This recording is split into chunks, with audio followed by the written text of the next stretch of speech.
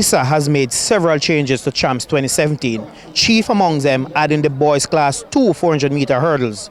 Also, we will see where field events athletes will only be allowed to do 3 individual events or 2 along with a relay. Class 3 athletes will not be allowed to run the distances, which are the 5,000 meters for boys, 3,000 meters for girls, and 2,000 meters steeplechase. ISA has also decided that field events athletes will only be allowed to do 3 individual events or 2 events plus a relay.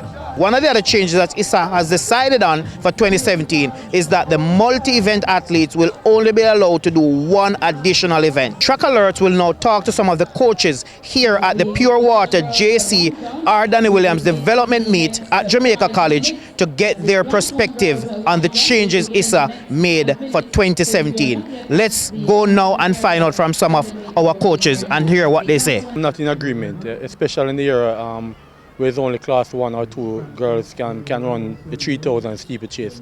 Because if you check the record, it has shown that girls at that younger age normally produce better times in those distances. When they reach class 2 and 1, they tend to times tend to fall off. But I'm not too happy because in the middle of the season, knowing that we all made plans from August, start our training session, and know where and how we're going to use our athletes, to have this change in the middle of the season is kind of a disappointment. You already planned your training programs, you already pretty much deployed your talent and had plans in terms of how you're going to manage your season. When they introduce those kinds of changes late, I mean, it does cause some kind of disruption. I mean, it disrupts you mentally, but then you're going to have to go ahead and try and reorganize your program.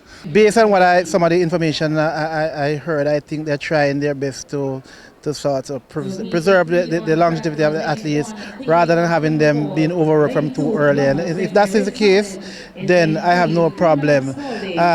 My only take on this is that, the coaches and the schools be given enough time, adequate time in order to plan and make the necessary changes to fit into their team.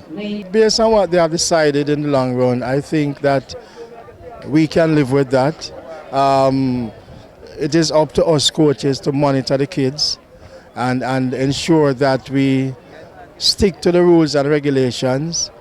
But I don't have a problem with it. I think it is all in the interest of the athletes and we should accept it.